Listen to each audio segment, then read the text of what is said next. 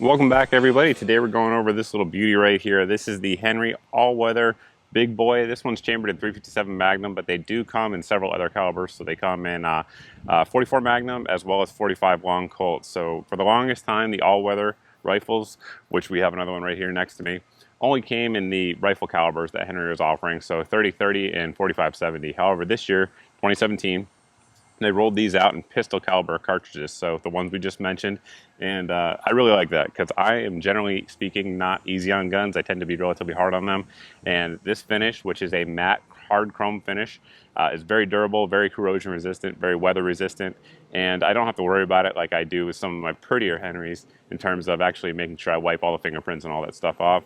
Of course, with those Henrys, you don't need to do that, but I think they tend to look better if you do. So anyway, what we're going to do first is step outside and see what kind of accuracy we can get with this little rifle here, shooting a few different loads, then come back out here, take a look at it, some of the details of it, and what I think of it overall.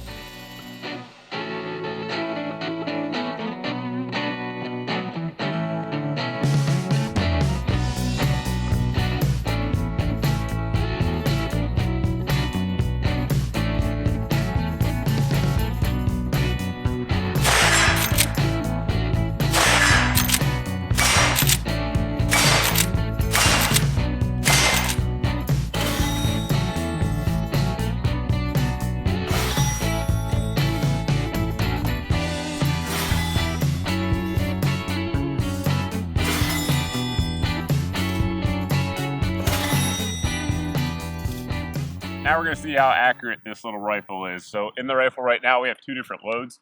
First up will be the Freedom Munitions 125 grain, just practice stuff, so nothing match grade or anything fancy like that. And then the 5 rounds after that will be the Federal 357 Magnum again, 158 grain Hydra shock load. And then we have another load coming up after that. So we will see what it'll do. Target is downrange at 50 yards. It chose 50 instead of 100 because, my opinion, with pistol caliber rifles like this, the wind really starts to wreak havoc downrange. So as you guys can probably see, we got some wind today, and I think that'll mitigate the effects on target, but we'll see anyway. So scope on there is a Nikon Black 1:4. It's actually a really nice scope for the money. I plan on doing a review down the road, and that's pretty much it. Let's get to it.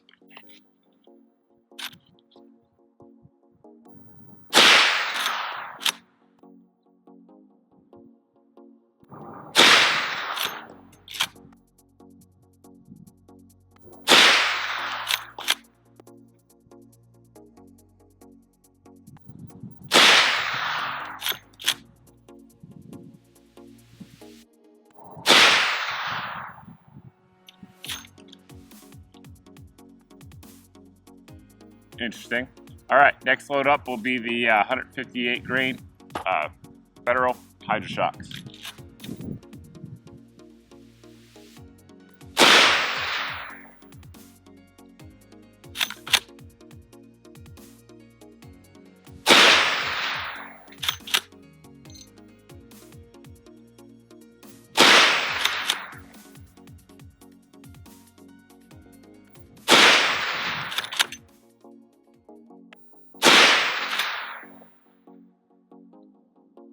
Alrighty, and the last load we're gonna put through there, this is a 357 Magnum 125 grain, but this one here is a hollow point. It's a target hollow point from Defender ammunition.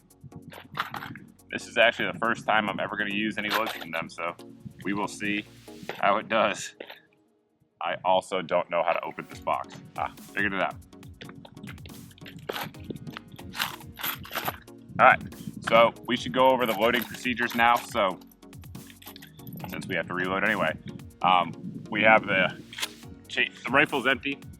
Our magazine tube right here at the end, you're just gonna twist it, pull your tube out, and then it exposes the loading port there. So I'm just gonna load them in there.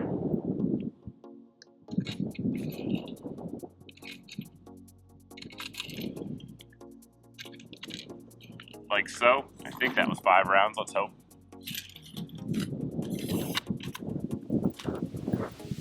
Turn it closed, and that's it. Now you just run the action, and you should be good. So we'll see how these do.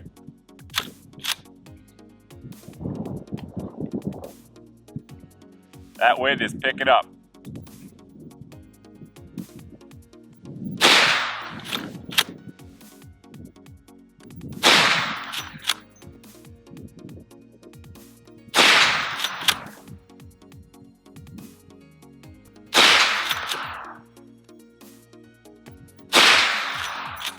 Let's go check it out. First load was those 125 grain Freedom rounds. Got them over here.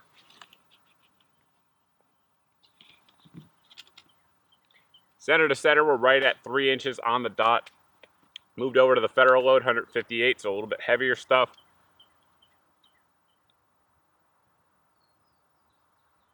Tightened up a good bit. We're right at like 2 1/8, 2 1/4 inches there.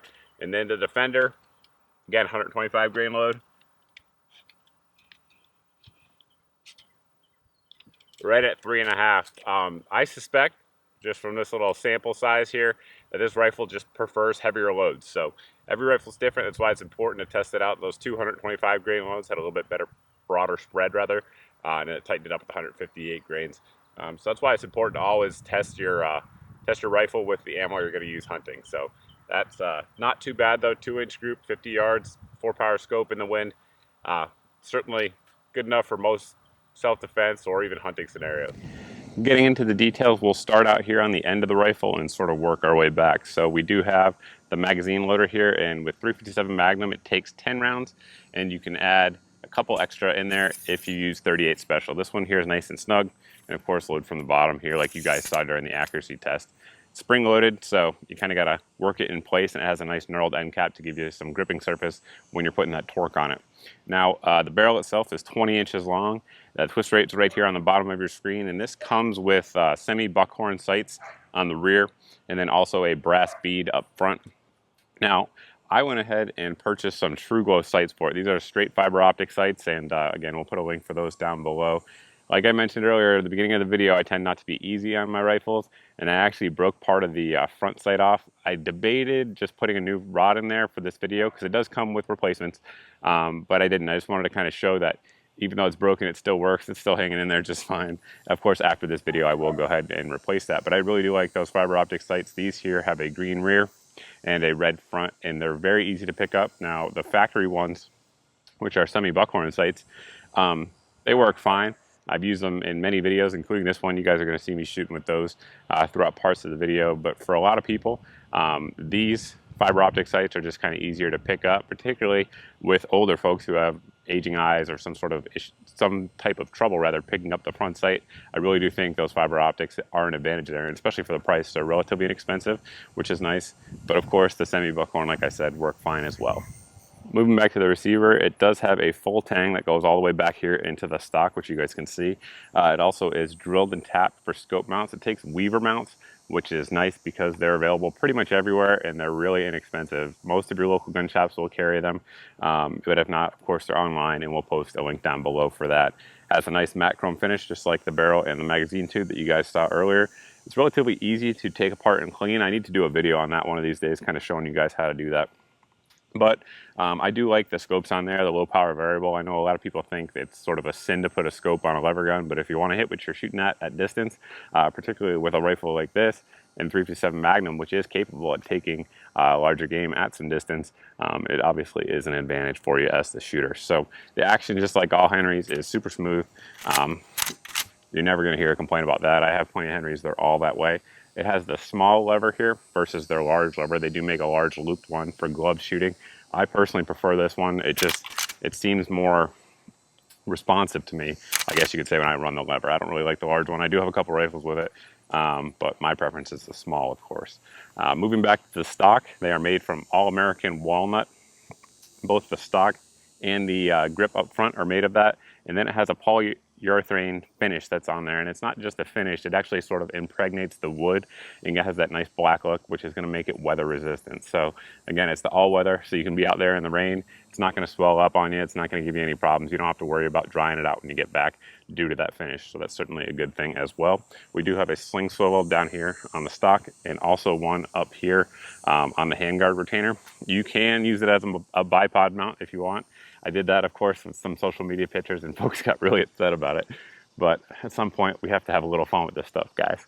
And then here on the rear, We have a nice rubber butt pad marked Henry that does absorb some of the recoil. However, you're really not going to have much recoil on any of these pistol caliber cartridges. They feel like I'm shooting pea shooters. Even with a full 357 mag here, it's a very, very pleasant gun to shoot with very minimal perceived recoil. Now, if you have somebody who's really recoil sensitive, loading some 38 specials in there, it feels like a 22. It truly does. This rifle here weighs in at 7 pounds, and a 7-pound rifle with 357 Magnum is almost nothing. Now, one thing I should point out is that these all-weather guns, because they're based on the big boy steel, are more lightweight than the standard Henry. So this is your standard one here with your octagonal barrel. This is my Silver Boy, which I believe we've done a review on here in the channel. And this one has the full octagonal barrel, which is going to make it much heavier. I think it's 1.6 pounds heavier than the actual all-weather. Now, this one's chambered in 357 mag as well. If you think this one's a pea shooter, this one really feels like you're shooting a BB gun. So it's really, really nice. Of course, this one, like I said, much nicer finish overall in terms of aesthetics, not in terms of performance. And it has the metal butt plate on there, which has a little bit of a kick compared to the rubber one. But again, the weight tamps it down, so it's sort of a trade-off between the two.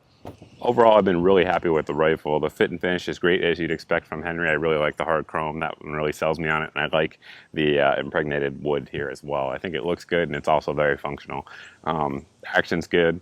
It holds 10 rounds in 357 Magnum. So if you're out, say, walking in the brush, maybe a hunting gun up, say, in the Northeast or here in the Southeast where the deer aren't that big, you could certainly humanely take them to 50 to 100 yards, depending on your skill and the bullet that you're using, of course, and the shot opportunity that it's given to you. It could certainly take down hogs. It wouldn't probably be my first choice for a hog.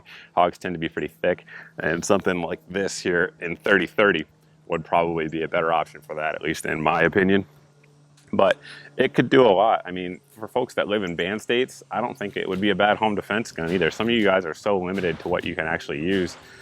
This would not be a bad option. I certainly wouldn't want to take a 357 mag round coming out of a 20-inch barrel in the chest. That's for sure. And if you learn to build proficiency, you can run that lever pretty fast and get follow-up shots pretty quickly as well. So if you guys look at some of my early Henry videos versus the ones now, I'm much more proficient running that lever, and it just takes time and practice. So it can be done, and it can be done really well. So let's talk about cost, the last thing I wanted to cover. These rifles here are relatively hard to find, particularly in 357 Magnum. I looked around on the internet today, found a bunch of them in 44 Magnum, a bunch of them in 45 Colt. It seems 357 Magnum is a popular choice, and the MSRP on it is coming in at $999 street price. From what I found, when you can find them, it's about $800 to $850. Again, relatively hard to find out there, but if you do find one and you're looking for something like this, I'd probably snag it because they seem to be selling pretty well from everything I can see.